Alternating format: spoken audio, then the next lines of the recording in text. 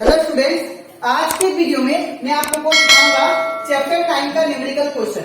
आज का video part number 1 है। हम लोग क्लास 9 साइंस का चैप्टर 9 कर रहे थे, that is force and law of motion. इसके पिछले वीडियो में मैंने आप लोग को लेक्चर 1 से लेकर लेक्चर 5 तक मैंने आप लोग को हर एक टॉपिक इस चैप्टर का मैंने एक्सप्लेन कर दिया, ठीक है। इसी के साथ साथ अभी तक हम लोग या क्लास 9 साइंस का चैप्टर 1, चैप्टर 2, चैप्टर 3 और मैंने आप लोग को चैप्टर 8 उसमें का हर एक टॉपिक मैंने आप लोग को एक्सप्लेन किया है, ठीक है। तो अगर आपको उसी के साथ साथ हम लोग चैप्टर 8 का जितना भी न्यूमेरिकल क्वेश्चन था एनसीईआरटी बुक में मैंने वो भी आप लोग को एक्सप्लेन कर दिया है। तो अगर आपको सारा कंसेप्ट, वो सारा न्यूमेरिकल क्वेश्चन और चैप्टर 1 से लेके चैप्टर 8 तक जो भी टॉपिक अच्छे से सीखना है तो आप लोग उसको मेरे YouTube चैनल में जाके उसको देख सकते हो, ठीक है। उसको मैंने एज ए प्लेलिस्ट बना के उसको मैंने अपलोड कर दिया, ठीक है। तो स्टार्ट करते हैं आज का क्लास। आज के वीडियो में हम लोग पार्ट 1 में सबसे पहला न्यूमेरिकल करेंगे इस चैप्टर का, जो कि है एग्जाम्पल 9.1। और ये जो है ये आप लोग का मैंने पेज नंबर 120 से लिया गया है, ठीक है। ये पेज नंबर 120 से मैंने ये लिया है, ठीक है। अब ये क्वेश्चन में क्या बोला गया है ध्यान से समझिए, बिकॉज अगर आप लोग न्यूमेरिकल क्वेश्चन को समझ जाते हो वो क्वेश्चन आप लोग के लिए करना इजी हो जाता है, ठीक है।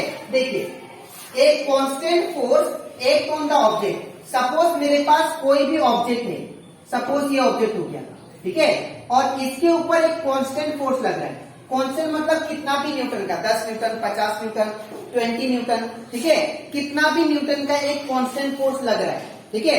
जैसे कि मान लीजिए कांस्टेंट मतलब होता है फिक्स न्यूटन वाला फोर्स। सपोज 20 न्यूटन और 20 न्यूटन का सपोज फोर्स लग रहा है इसमें, ठीक है। एक constant force act on the object of mass कितना है 5 केजी का। ये जो ऑब्जेक्ट है इसका मास जो दिया है वो कितना दिया है 5 केजी का, ठीक है।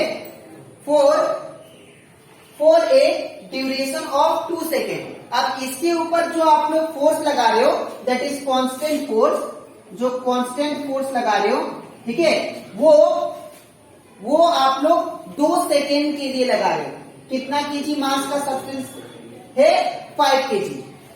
तो एक ऑब्जेक्ट है जिसका मास 5 केजी है, आप लोग कांस्टेंट फोर्स लगा रहे हो कितना टाइम 2 सेकेंड के लिए, ठीक है। तो जब आप लोग इसके ऊपर फोर्स लगाओगे, कोई भी ऑब्जेक्ट के ऊपर फोर्स लगाते हैं तो उसका क्या होता है, वो क्या करता है, उसका वेलोसिटी में चेंजेस आता है, ठीक है ना। तो इनिशियली ये ऑब्जेक्ट का जो वेलोसिटी था वो कितना था, दैट इज 3 मीटर पर सेकेंड, ठीक है। फिर बाद में जब आपने फोर्स अप्लाई किया, ठीक है, 2 सेकेंड के लिए, ये 3 मीटर पर सेकेंड से स्पीड कितना हो गया 7 मीटर। ऑब्वियसली अगर ये ऑब्जेक्ट है, सपोज ये 2 मीटर पर सेकेंड से चल रहा है और आपने क्या किया, इसको पुश कर दिया तो इसका रफ्तार बढ़ जाएगा। इन द सेम वे ये ऑब्जेक्ट जो था इनिशियली 3 मीटर पर सेकेंड से चल रहा था, 3 मीटर, और जब आपने फोर्स लगाया कांस्टेंट फोर्स तो ये क्या हुआ, उसका स्पीड चेंज हो गया, बढ़ गया, 3 से कितना हो गया 7, ठीक है। Next, find the magnitude of the applied force. तो आपने कितना फोर्स लगाया ताकि उसका वेलोसिटी 3 मीटर पर सेकेंड से 7 मीटर पर सेकेंड हो गया, वो आपको फोर्स निकालना है, ठीक है। और उसी के साथ साथ बोला कि if the force was applied for a duration of 5 second, अगर मैं टाइम 2 सेकेंड जब फोर्स मैंने 2 सेकेंड के लिए लगाया तो वेलोसिटी कितना हो गया 3 से 7 हो गया। लेकिन जब मैं फोर्स 5 सेकेंड के लिए लगाऊंगा इस ऑब्जेक्ट के ऊपर तो उसका जो फाइनल वेलोसिटी होगा उसमें फर्क क्या है वो हमको बताना, ठीक है। तो आई होप आपको ये क्वेश्चन अच्छे से समझ में आ गया था। अब हम लोग स्टार्ट करते हैं इसको सॉल्व करने। तो सबसे पहले लोग को गिवन क्या दिया है, हम लोग को गिवन दिया है that is mass of the object. एक constant force act on the object of mass कितना दिया 5 केजी। तो हम लोग लिखेंगे मास दैट इज स्मॉल है इक्वल टू 5 केजी। नेक्स्ट क्या दिया है, for a duration of 2 second. तो टाइम आपको दिया है, टाइम कितना है that is t equal to 2 second, उसके बाद क्या दिया, if increase the object, it increase the object velocity. जब फोर्स लगाया तो वेलोसिटी में इंक्रीमेंट आया। कितना आया, ये आपका इनिशियल है, ये आपका फाइनल है। तो इनिशियल कितना दिया है, initial velocity that is you, कितना दिया, दैट इज 3 मीटर पर सेकेंड, 3 मीटर पर सेकेंड। उसके बाद फिर कितना आ गया, ये आपका क्या है, फाइनल वेलोसिटी। ठीक है, तो फाइनल वेलोसिटी, तो फाइनल वेलोसिटी क्या है, दैट इज v। ये कितना दिया आपको, दैट इज 7 मीटर पर सेकेंड। तो ये क्या, 7 मीटर पर सेकेंड। उसके बाद हम लोग क्या करना है, find the magnitude of the applied force. तो हम लोग को क्या करना है, फोर्स। अब ये फोर्स कैसे आएगा, हम लोग जानते हैं according to Newton second law. मैंने आप लोग को जब न्यूटन सेकेंड लॉ एक्सप्लेन किया था, मैंने ये बताया था कि फोर्स जो है वो किसके बराबर है, rate of change of momentum के बराबर। ठीक है, तो हम लोग यहाँ पे न्यूटन सेकेंड लॉ यूज करेंगे। ठीक है, तो according to Newton second law, according to Newton second law क्या था, F equal to that is m v minus u by t. That is, इसको क्या बोलते थे हम लोग, फोर्स किसके बराबर है, रेट। रेट मतलब टाइम के साथ divide rate of change of momentum. ठीक है, ये मैंने आप लोग को न्यूटन सेकेंड लॉ में एक्सप्लेन कर दिया था। ठीक है, अब हम लोग सारा वैल्यू को सब्स्टिट्यूट करते हैं। ठीक है, जब सारा वैल्यू को पुट करेंगे तो ये क्या आएगा, देखिए f का तो f रहेगा इक्वल टू m का वैल्यू क्या होगा, m का वैल्यू 5, तो यहाँ पे 5 होगा। ठीक है, फिर ब्रैकेट v का वैल्यू कितना होगा, तो v का वैल्यू 7, तो यहाँ पे 7 होगा। फिर माइनस का माइनस, u का वैल्यू कितना है, दैट इज 3, तो यहाँ पे 3 होगा। इसके बाद यहाँ पे t, टाइम कितना है 2, तो यहाँ पे 2 होगा। तो यहाँ पे f इक्वल टू कितना आ गया, 5, ब्रैकेट मतलब इंटू 7 में से 3 गया तो 4, और नीचे कितना 2। ठीक है, अब ये दोनों कैंसिल हो जाएंगे, तो 2 2 जा 4, ये कैंसिल हो गए। तो f बराबर क्या आ गया, 5 टू जा 10, तो 10 न्यूटन। इसका मतलब इसके ये ऑब्जेक्ट के ऊपर 2 सेकेंड के लिए 10 न्यूटन का फोर्स लग रहा था। ठीक है, कितना न्यूटन का, 10 न्यूटन का फोर्स। ठीक है, अब हम लोग को क्या बोला, अब केस 2, ये था केस 1, केस 1। ठीक है, अब केस 2 में क्या बोला, केस 2 में ये बोला कि अगर मैं टाइम को चेंज कर देता हूं, 2 सेकेंड के लिए नहीं, मैं 5 सेकेंड के लिए अगर फोर्स लगाता हूं, ठीक है, तो वेलोसिटी में क्या फर्क आएगा, वो बोला फाइनल वेलोसिटी में। तो यहां पर लिखेंगे केस 2 में इफ t इक्वल टू कितना सेकेंड, सॉरी कितना है, 5 सेकेंड, तो क्या होगा 5 सेकेंड।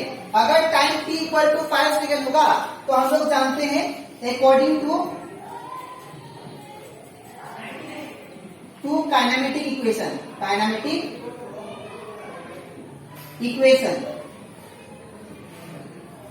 क्या था, that is v equal to u plus a t होगा।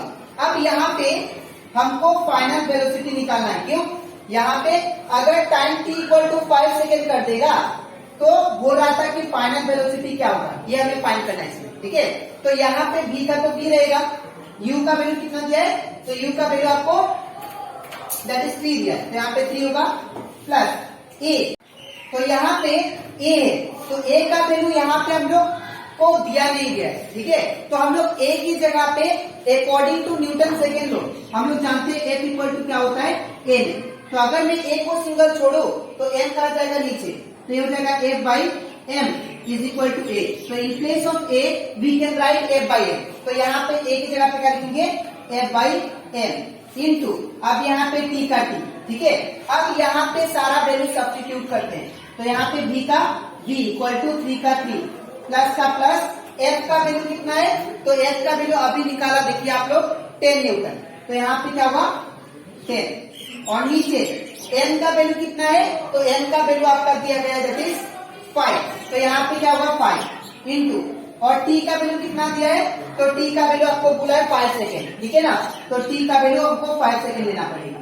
ठीक है। अब ध्यान से देखिए आप लोग, ये दोनों कैंसिल हो जाएंगे 5 5, तो यहाँ पे हमारा जो वेलोसिटी आ जाएगा, तो वेलोसिटी जो आ जाएगा वो कितना आएगा, that is v equal to 3, और यहाँ पे क्या बचा 10, तो 3 प्लस 10 ये कितना हो गया, दैट इज 30 मीटर पर सेकेंड।